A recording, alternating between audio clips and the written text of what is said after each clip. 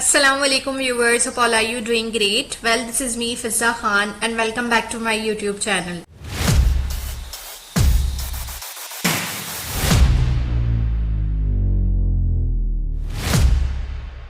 So now today's we are going to learn CSS chapter 2 lecture 2.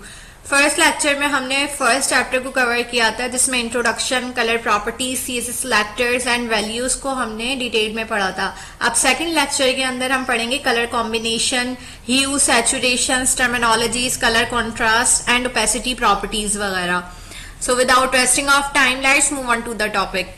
सो सबसे पहले हमें code करने के लिए और लिखने के लिए एक टेक्स्ट एडिटर की जरूरत होती है. VS कोड हमने अपने सिस्टम के अंदर इंस्टॉल किया हुआ है, हम इसी के अंदर अपनी कोडिंग करेंगे. अगर आपके पास इंस्टॉल नहीं है तो आप सीधे क्रोम ब्राउजर पे जाके VS code download VS code लिखेंगे. उसके बाद आपके पास फर्स्ट लिंक आएगा, आपने उस पर क्लिक करना है, डाउनलोड बटन पे क्लिक करना है और इसको अपने सिस्टम में इंस्टॉल कर लेना है. अच्छा, हम CSS को PDF जॉन डकेट की PDF से कवर करेंगे, जैसे कि हमने अपने HTML के 10 चैप्टर्स इसी बुक से कवर किए थे और यहाँ इस बुक में 10 चैप्टर आपका इंट्रोडक्शन टू CSS स्टार्ट हुआ है. मींस कि CSS का फर्स्ट चैप्टर, 11 चैप्टर यहाँ पर हमारे पास CSS का सेकंड चैप्टर है कलर्स. इसके अंदर हम कलर्स का पढ़ेंगे कि हम बैकग्राउंड कलर्स किस तरीके से दे सकते हैं, कलर सिस्टम हमारे पास क्या है. तो हमारे पास फर्स्ट टॉपिक जो है वो इस चैप्टर के अंदर वो है बैकग्राउंड कलर. बैकग्राउंड कलर हम किस तरीके से देते हैं. तो सबसे पहले हम अपने VS कोड में आएंगे, index.html में आएंगे. यहाँ पर आपने सबसे पहले अपनी CSS फाइल को लिंक करा लेना है. ये मैंने लिंक कराई हुई है, आपने लिंक लिखना है, रिलेशन के बाद स्टाइल शीट देना है और href के बाद आपने style.css जिस नाम से आपने फाइल क्रिएट की हो वो लिखना है. अब सबसे पहले हम यहाँ पर अपना एक h1 ले लेते हैं. ठीक है, h1 को मैं कलर दे दूंगी. मुझे इन तमाम टैग्स को बैकग्राउंड कलर देना है. अब मैं दोबारा h2 लेती हूँ, h2 को भी मैं हेडिंग दे देती हूँ एक. इसके बाद मुझे एक पैराग्राफ लेना है. पैराग्राफ में आप रैंडम कोई टेक्स्ट जनरेट कर लेंगे.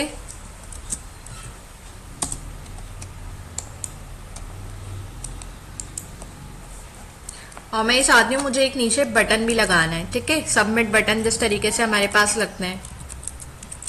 और यहाँ मैं लिख देती हूँ सबमिट. अब हम आते हैं CSS की फाइल में. अब यहाँ पर सबसे पहले हम सिलेक्टर यूज करेंगे, वो है टाइप सिलेक्टर. मैं बॉडी लिखूंगी कि मुझे बैकग्राउंड पे कोई कलर चाहिए. वेब पेज के बॉडी के बाद मैं यहाँ पर बैकग्राउंड कलर दे दूंगी. इसको मैं बैकग्राउंड कलर दूंगी ग्रे. अब इसके बाद हम H1 को बैकग्राउंड कलर देंगे. ठीक है, अगर आपने H1 के बैकग्राउंड कलर चाहिए और फिर आपको टेक्स्ट का भी कलर चाहिए, मींस जो फॉन्ट है उसको भी आपने कलर देना है, तो जो बैकग्राउंड पे कलर आएगा वो उसकी प्रॉपर्टी जो होगी वो बैकग्राउंड कलर के नाम से होगी, और जो आपने टेक्स्ट पे फॉन्ट्स पे कलर देना है उसकी प्रॉपर्टी सिर्फ सिंपल कलर के नाम से होगी. मैं इसको दे देती हूँ एक्वा. और मुझे इसका जो टेक्स्ट का कलर चाहिए सिर्फ सिंपल मैं लिखूंगी कलर और मैं इसको दे दूंगी व्हाइट.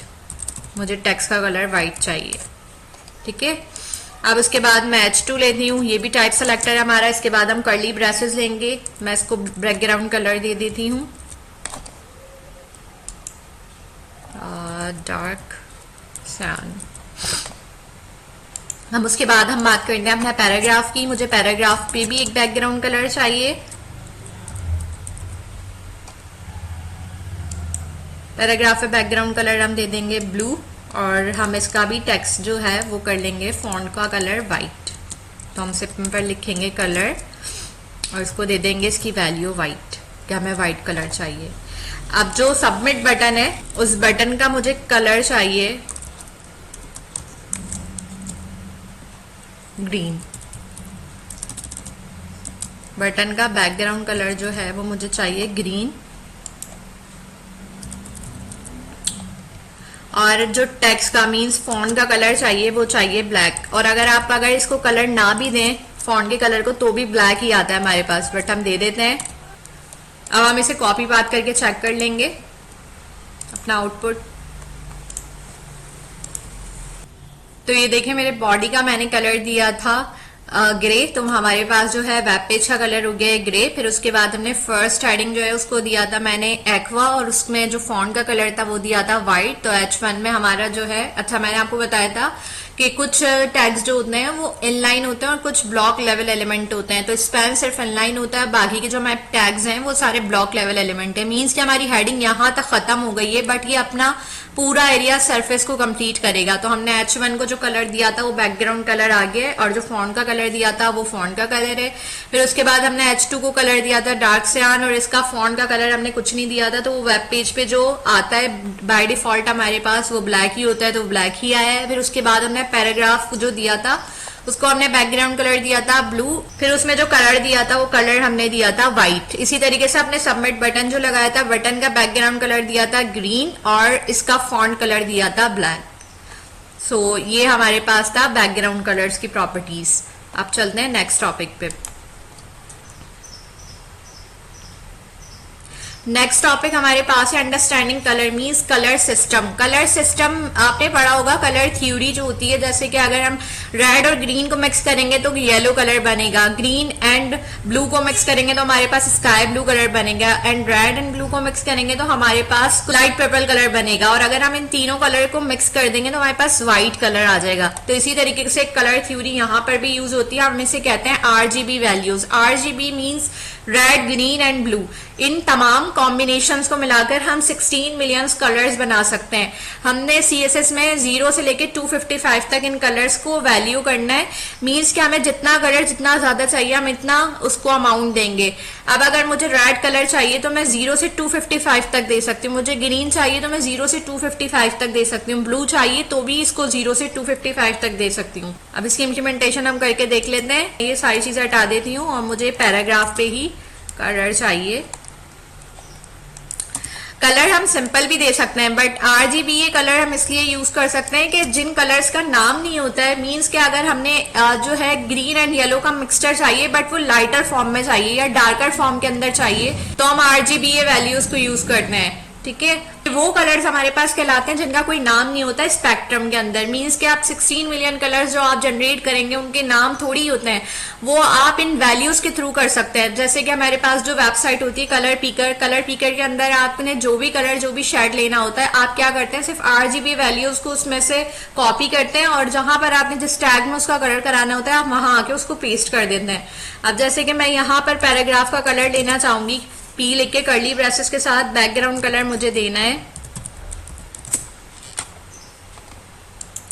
अब जब हम RGBA वैल्यूज यूज करते हैं तो हम RGBA लिखते हैं, फिर राउंड ब्रैकेट लेते हैं। अब इसके अंदर देखें मुझे जो है बिल्कुल रेड कलर चाहिए, पूरा प्योर फॉर्म रेड चाहिए, तो मैं क्या करूंगी 225 लिखूंगी, क्योंकि हमारा R जो है वो रेड है, ग्रीन जो है G जो है वो ग्रीन है और B जो है वो ब्लू है।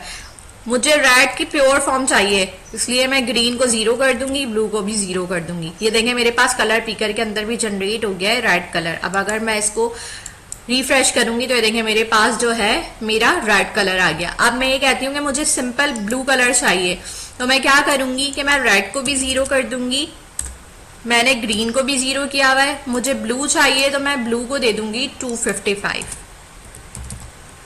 मुझे प्योर ब्लू कलर चाहिए। अब जनरेट करूंगी तो देखें मेरे पास आ गया है ब्लू कलर। ठीक है, और अगर मैं ये कहती हूँ कि मुझे मैं तीनों को 255 दूंगी, तो जब हम रेड, ग्रीन एंड ब्लू तीनों को मिक्स करते हैं तो हमारे पास व्हाइट कलर ही बनता है। तो देखें हमारे पास क्या कलर आएगा, हमारे पास कुछ भी कलर नहीं आएगा। ये देखें सिंपल हमारे पास व्हाइट कलर हो गया ये। अगर आपको येलो चाहिए तो आप क्या करेंगे, आप सिंपल ब्लू की वैल्यू को हटा दें, सिंपल ब्लू की वैल्यू हटा दें, इसको 0 कर दें, और अब देखें जरा तो ये देखें हमारे पास हो जाएगा ये येलो कलर। ठीक है, अब इसी तरीके से आपने कोई भी और कलर कोई पिक करना है कलर पिकर से आप कर सकते हैं। देखें मुझे इसका जो है कोई लाइटर टून चाहिए या डार्किश टून चाहिए, मैं जस्ट उस पर क्लिक करूंगी, ये नंबर्स आपके पास ऑलरेडी जनरेट होके आ जाएंगे इस कलर पिकर के मुताबिक। फिर हम रिफ्रेश करके चेक कर लेंगे तो ये कलर्स कुछ चेंज हो जाएगा, ये देखें। ठीक है, ये था हमारे पास RGBA वैल्यू। अच्छा, अब हमारे पास आता है हेक्साडेसिमल। हेक्साडेसिमल होता क्या है बेसिकली, हेक्साडेसिमल डेसिमल नंबर्स आपके पास 0 से 9 तक होते हैं, और हेक्स मींस आपके पास A से लेके F तक के डिजिट होते हैं। अगर आपको प्योर रेड फॉर्म चाहिए तो आप जैसे आप RGBA के अंदर 0 से 255 तक देती हैं, आप उसके अंदर 0 से लेके FF तक दे सकते हैं। अब हेक्साडेसिमल के लिए हम हैश यूज करते हैं। सिंपल मैं P लूंगी, अपना कर्ली ब्रेसेस लेंगे, बैकग्राउंड कलर, और फिर मैं लगा दूंगी हैश, क्योंकि हेक्साडेसिमल को हम हैश से देते हैं। अब मुझे चाहिए प्योर रेड कलर, तो मैं FF दे दूंगी उसकी जगह। ग्रीन मुझे कुछ नहीं चाहिए, मैं 0 दे दूंगी। ब्लू भी मुझे बिल्कुल नहीं चाहिए, मैं ब्लू भी 0 दे दूंगी। तो देखें मेरे पास ये कलर पिकर में रेड कलर जनरेट हो गया। अब हम देखेंगे इसको, तो ये आपके पास हो जाएगा रेड। ठीक है, हेक्साडेसिमल ऑलमोस्ट RGBA की तरह ही है। अब अगर मैं ये चाहती हूँ कि मुझे येलो कलर चाहिए, तो रेड कलर का हमारे पास था 255, येलो का भी 255 था RGBA में। तो हेक्स में हम क्या करेंगे, FF रेड ले लिया, FF ग्रीन का ले लेंगे और 00 ब्लू का ले लेंगे, तो हमारे पास ये येलो कलर आ जाएगा। अब हम इसे रिफ्रेश कर लेते हैं, ये देखें हमारे पास हो गया येलो कलर। ठीक है, और अगर मैं ये कहती हूँ कि मुझे ब्लू कलर की फॉर्म भी मुझे इक्वल क्वांटिटी से चाहिए, जैसे आपने रेड लिया है, येलो ग्रीन लिया है, वैसे ही मुझे ब्लू भी चाहिए। अब देखें ये व्हाइट कलर हो जाएगा जब हम तीनों कलर को मिलाते हैं, ये देखें व्हाइट हो गया। ठीक है, इसी तरीके से आप कोई भी नंबर इसमें आप दे सकते हैं, जैसे कि आपने F दिया है, मैं 3 4 जो भी आप देना चाहें आप दे सकते हैं इसमें 3 4, और A से लेके F तक आप लेटर्स को ले सकते हैं। ये देखें मैंने ये लिया है। अब आपके पास खुद ही ऑटोमेटिकली जो है वो कलर्स जनरेट होते जाएंगे। मैं यहाँ से चेंज कर देती हूँ। बस आपने ये ख्याल रखना है कि आपने FF मतलब A से लेके FF तक लेना है, और 0 से लेके 99 तक के डेसिमल के डिजिट होने चाहिए, 4 5 एंड FF। अब ये खुद ही कोई भी कलर जनरेट हो जाएगा। मैं देखूंगी, इसका ही लाइटर फॉर्म आ गया, ये आपको इतना पता नहीं चलेगा, फील नहीं होगा।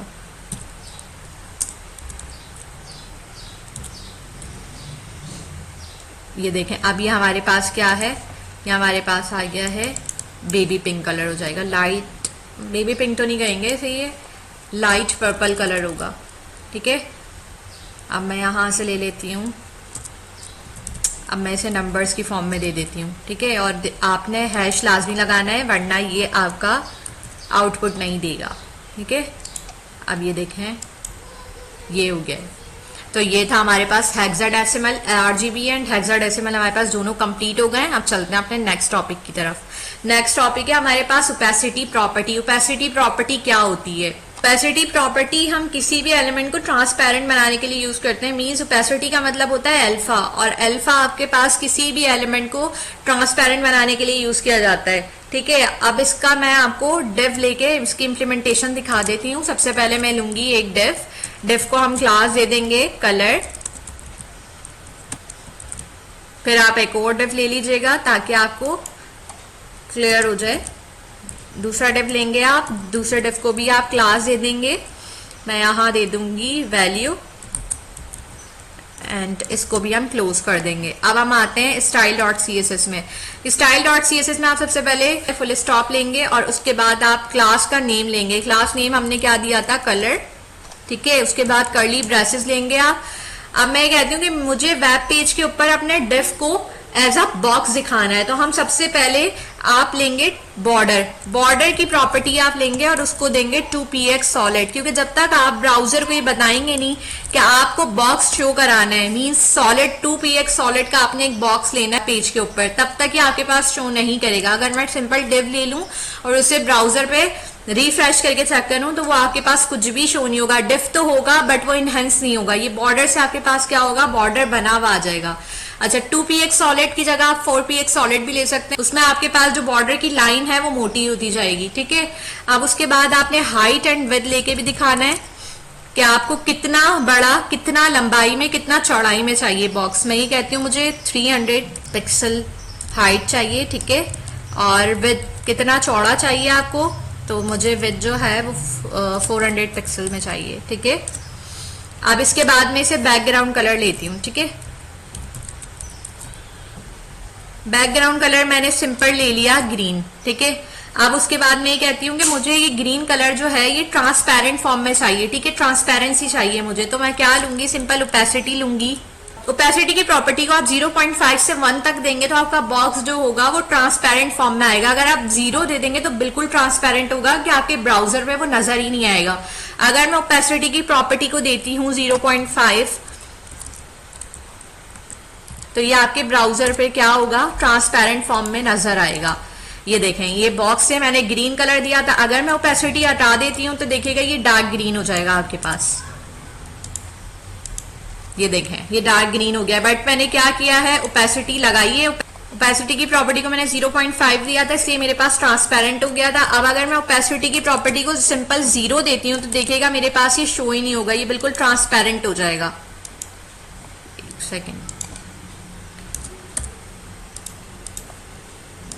ये देखें, ये मेरे पास शो ही नहीं हो रहा है क्योंकि ये बिल्कुल ट्रांसपेरेंट फॉर्म में आ गया है। जो आपके वेब पेज का कलर है उसमें कन्वर्ट हो गया है। आपके पास डिफ तो है आप वेब पेज पे, बट ये ट्रांसपेरेंट, फुली ट्रांसपेरेंट है, तो ये आपके वेब पेज पे नजर नहीं आएगा। और अगर आप इसको 1 दे देंगे तो देखिएगा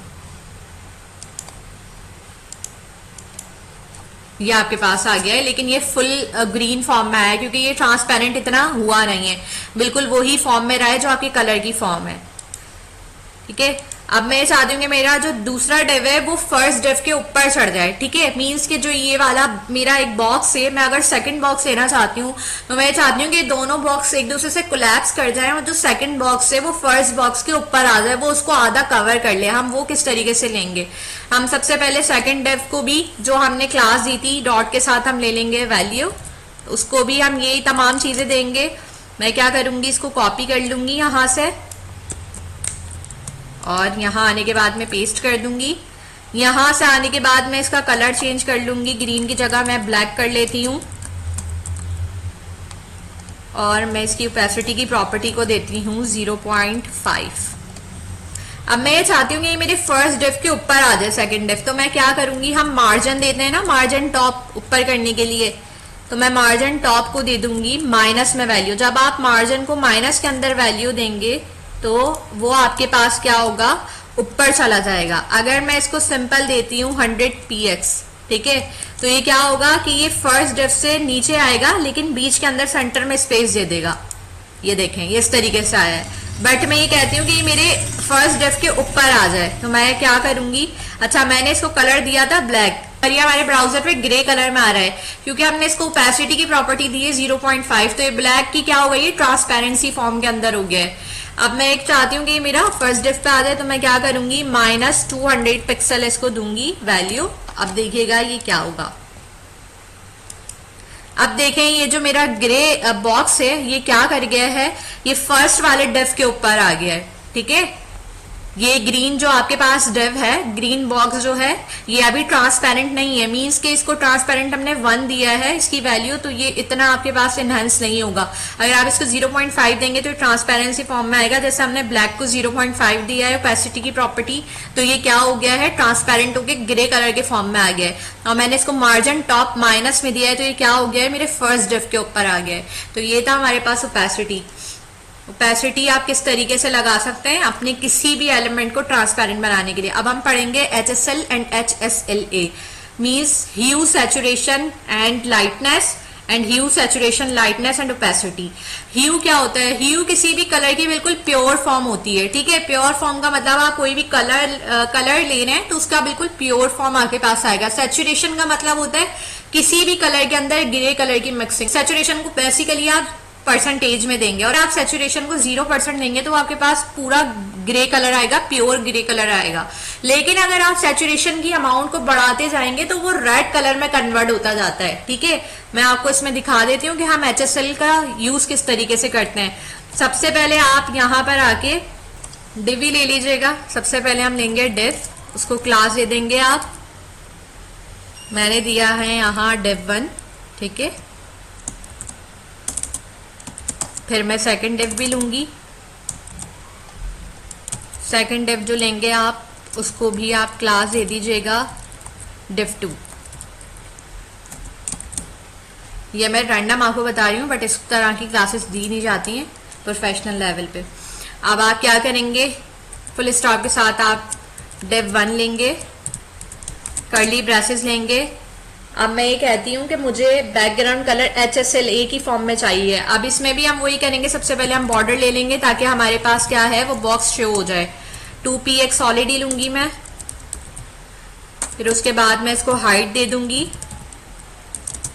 300 पिक्सल, फिर मैं इसको विड्थ भी दे दूंगी वो भी देंगे हम 300 पिक्सल। अब हम लेंगे इसका बैकग्राउंड कलर HSL में देंगे। अब HSL में देने के लिए हम क्या लिखते हैं, HSL लिखते हैं, राउंड ब्रैकेट लेते हैं। अब देखें हम HSL को वैल्यू देंगे, सबसे पहले हम ह्यू को दे देते हैं 50। अच्छा, आपका जो है सैचुरेशन वो हमेशा परसेंट के अंदर दिया जाता है, उसको लेंगे हम 50% एंड देन लाइटनेस को लेंगे हम 0%। अब इसको जनरेट कर लेंगे तो देखिएगा हमारे पास ये ब्लैक कलर में आएगा। ये आ गया हमारे पास ब्लैक कलर में।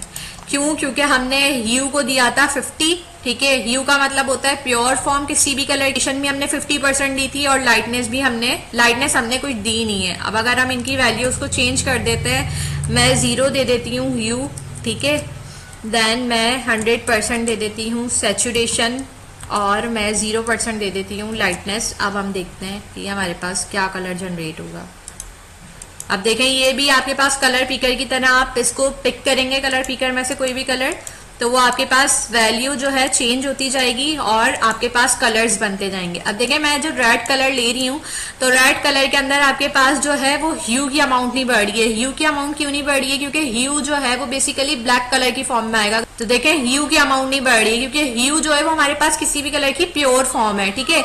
मैं यहां से ले रही हूं तो मेरे पास क्या हो रहा है, रेड कलर की अमाउंट बढ़ती जा रही है। मैंने कहा था जब सैचुरेशन को हम नंबर ज्यादा देते जाते हैं तो वो रेड में कन्वर्ट होता जाता है, ठीक है। और इसमें जो लाइटनेस, जैसे कि लाइट कलर है, तो देखें लाइटनेस, आपके पास लाइटनेस की अमाउंट बढ़ती जाएगी। मैंने लाइट रेड कलर लिया है, तो लाइट रेड कलर में आपके पास रेड कलर का जो है वैल्यू है, क्वांटिटी जितनी आपने बताई है, और उसके बाद आपने लाइटनेस दी है। लाइटनेस आपके पास 52% है और रेड कलर की जो वैल्यू है वो 46% है, ठीक है। तो ये था हमारे पास HSL है, ये इतना ज्यादा यूज नहीं किया जाता है बट फिर भी आपको आना चाहिए। अब हम लेते हैं HSL। HSL क्या होता है? HSL हमारे पास ए होता है hue, saturation, lightness and opacity. Opacity मैंने बताया ट्रांसपेरेंसी के लिए होता है। तो आपने जिस डिफ को ट्रांसपेरेंट बनाना है कलर के मिक्सचर्स और कॉम्बिनेशन के बाद, तो आप ओपेसिटी की प्रॉपर्टी दे सकते हैं। अब हम सिंपल सेकंड डिफ उठाएंगे। सेकंड डिफ हमारे पास क्या था, डिफ 2, इसकी हमारे पास जो क्लास थी। अब हम इसको सिंपल कर लेंगे कॉपी और यहाँ कर लेंगे पेस्ट, और यहाँ पर हमने देना है ए। यहाँ पर HSL था, यहाँ हमने लगाना है HSL। हमें ह्यू, सैचुरेशन, लाइटनेस और ओपेसिटी चाहिए, तो मैं यहाँ पर क्या करूंगी, ओपेसिटी की प्रॉपर्टी को बढ़ा दूंगी। अब यहाँ पर मैं दे देती हूँ ओपेसिटी 0.5%। तो देखिएगा आपके पास क्या होगा।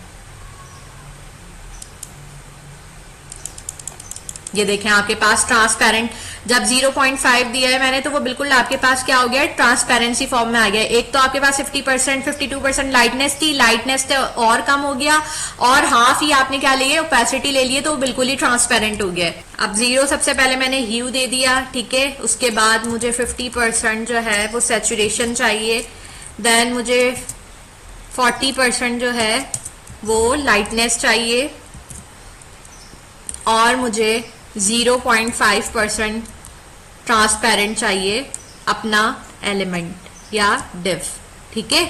अब हम इसे रिफ्रेश करके चेक कर लेते हैं। तो ये देखें ये मेरे पास आ गया है लाइटर फॉर्म के अंदर, लाइट पिंक कलर हम इसको कहेंगे, ठीक है। अब ये लाइट क्यों हुआ है, क्योंकि मैंने इसको ओपेसिटी भी दी है, तो ये क्या हो गया है, आपके पास ट्रांसपेरेंट भी हुआ है। लाइटनेस इसमें 40% दी है, तो लाइटनेस भी आई है। सिर्फ इसके अंदर हमने जो लिया है वो 50% हमने रेड कलर की अमाउंट ली है यहाँ, ठीक है। रेड कलर की अमाउंट में आपने जब 40% उसको आपने लाइटनेस दी है तो वो लाइट कलर हो गया रेड से। फिर उसके बाद आपने ट्रांसपेरेंट, ओपेसिटी के थ्रू ट्रांसपेरेंट बनाया तो वो और लाइट हो गया। अब अगर मैं यहाँ से ओपेसिटी हटा देती हूँ तो देखिएगा क्या होगा, 1 लगा देती हूँ मैं डायरेक्ट, तो ये मेरे पास डार्क हो जाएगा। ये देखें जो ट्रांसपेरेंसी मैंने ली थी जिसकी वजह से कलर ट्रांसपेरेंट हुआ था, मींस हल्का हो गया था, वो मैंने ओपेसिटी हटा दी, क्योंकि जब हम 1 लेते हैं तो हमारे पास ओपेसिटी नहीं आती है, ट्रांसपेरेंसी नहीं आती है। 0 से 0.5 तक आपके पास एलिमेंट ट्रांसपेरेंट रहता है और 1 में बिल्कुल प्योर फॉर्म आ जाती है। तो ट्रांसपेरेंट अगर आपने रखना है तो वो आप 0 से 0.5 तक देंगे। 0 देंगे तो बिल्कुल ट्रांसपेरेंट हो जाएगा, वो आपके वेब पेज के कलर से मैच कर जाएगा, तो वो आपको नजर नहीं आएगा। अब इसी तरीके से मैं यहाँ पर और बढ़ा देती हूँ, इसकी अमाउंट 100 कर देती हूँ, और यहाँ से मुझे ट्रांसपेरेंट चाहिए तो मैं कर दूंगी 0.3। अब देखिएगा कि हम जब जनरेट करेंगे तो क्या होता है। ये देखें ये फिर लाइट में हो गया क्योंकि हमने इसको लाइटनेस भी दी है, ओपेसिटी की प्रॉपर्टी भी दी है जिसकी वजह से ये ट्रांसपेरेंट हुआ है, और लाइटनेस की वजह से इसका जो कलर था वो कम हो गया क्योंकि जब हमने रेड कलर के अंदर लाइटनेस मिलाई है तो जाहिर है आपका जो रेड प्योर कलर था वो कन्वर्ट हो जाएगा आपका लाइट कलर के अंदर, क्योंकि आपने उसमें लाइटनेस भी मिलाई है, फिर उसके बाद आपने उसे ओपेसिटी भी दी है, ट्रांसपेरेंसी भी दी है, तो वो आपके पास क्या हो गया है, पिंक कलर हो गया है। ठीक है, अब अगर हम ह्यू की अमाउंट बढ़ा देते हैं, ह्यू को दे देते हैं हम 50%, तो ये देखिएगा ह्यू से आपका ब्लैक कलर इसके अंदर मिक्स हुआ है, तो ये आपके पास क्या हो गया है, लाइट फॉन कलर हो गया है, क्योंकि ह्यू में आपके पास ब्लैक कलर था। ठीक है, मीन्स के आपके पास ह्यू का जो था वो ब्लैक कलर था, उसमें आपने 100% रेड कलर को मिक्स किया है, तो ये क्या हो गया है आपके पास जो जनरेट हुआ वो इस कलर में आया है। ठीक है, फिर आप जब आपने इसके अंदर लाइटनेस मिलाई है तो ये और हल्का हो गया, और फिर इसे ओपेसिटी दी तो फिर ये क्या हो गया है, लाइट फॉन कलर के अंदर आ गया है। ठीक है, पहले इन दोनों को मिक्स किया था हमने, मीन्स हमने 50% ह्यू लिया, ब्लैक कलर लिया, 100% हमने रेड कलर की अमाउंट ली, तो ये दोनों मिलके हमारे पास मस्टर्ड कलर में आ गए। फिर हमने इसको लाइटनेस दी और ओपेसिटी की प्रॉपर्टी दी, तो ये हमारे पास क्या हो गया, लाइट फॉन कलर हो गया। अब हम देख ले, अब देखें मैं इसमें से जैसे कि ओपेसिटी को हटा देती हूँ, ओपेसिटी हटाऊंगी तो ये ट्रांसपेरेंसी इसकी कम हो जाएगी। ओपेसिटी में मैं इसको कर देती हूँ 1। ठीक है, 1 करेंगे तो ओपेसिटी खत्म हो जाएगी और आपका कलर डार्क हो जाएगा। तो ये देखें ये वही आपके पास मस्टर्ड फॉर्म के अंदर आ रहा है। तो ये था हमारे पास HSLA। आई होप आपको समझ आया होगा। यहाँ आके हमारे पास जो है वो सेकंड चैप्टर हमारा कलर्स का कंप्लीट हो गया है। थर्ड चैप्टर के अंदर आप font size, font style and font weight को डिस्कस करेंगे हम। सो अभी मुझे दीजिए इजाजत। Thank you so much. Allah Hafiz.